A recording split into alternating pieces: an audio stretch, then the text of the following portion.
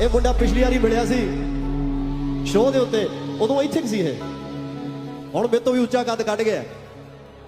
ਇਹ ਆਉਣ ਵਾਲਾ ਸਾਡਾ ਭਵਿੱਖ ਹੈ ਯਾਰ, ਇਹ ਆਉਣ ਵਾਲੇ ਸਾਡੇ ਮੁੰਡੇ ਜਿਨ੍ਹਾਂ ਨੇ ਆਹ ਤੋਂ ਬਹੁਤ ਛੋਟੀਆਂ ਰਹਿ ਜਾਣੀਆਂ ਸਟੇਜਾਂ, ਅਸੀਂ ਚਲੇ ਜਾਣਾ, ਮੁੜ ਕੇ ਇਹਨਾਂ ਨੇ ਸਰ ਕਰਨੀਆਂ, ਇਸ ਤੋਂ ਵੀ ਵੱਡੀਆਂ ਸਰ ਕਰਨੀਆਂ। ਮਹਾਰਾਜ ਕਰਨਗੇ ਕਿਰਪਾ। ਪੰਜਾਬੀ ਬੋਲੀ ਦਾ ਡਿਊ ਸੀ, ਪੰਜਾਬੀ ਬੋਲੀ ਤੇ ਸਾਨੂੰ ਮਾਣ ਹੈ, ਇਹ ਸਾਡਾ ਡਿਊ ਸੀ, ਇਹ ਸਾਡੇ ਤੋਂ ਹੁਣ ਕੋਈ ਖੋ ਨਹੀਂ ਸਕਦਾ, ਕਿਉਂਕਿ ਸਾਡੇ ਮੁੰਡਿਆਂ ਦੇ ਵਿੱਚ ਜਿਹੜੀ ਆਉਣ ਵਾਲੀ ਪਨੀਰੀ ਹੈ ਇਹਨਾਂ ਦੇ ਅੰਦਰ ਇਹ ਪੰਜਾਬੀ ਆ ਗਈ ਆ, ਪੰਜਾਬੀ ਆ ਗਿਆ। ਮੈਂ ਹੂੰ ਪੰਜਾਬ, ਮੈਂ ਹੂੰ ਪੰਜਾਬ, ਮੈਂ ਹੂੰ ਪੰਜਾਬ, ਮੈਂ ਹੂੰ ਪੰਜਾਬ,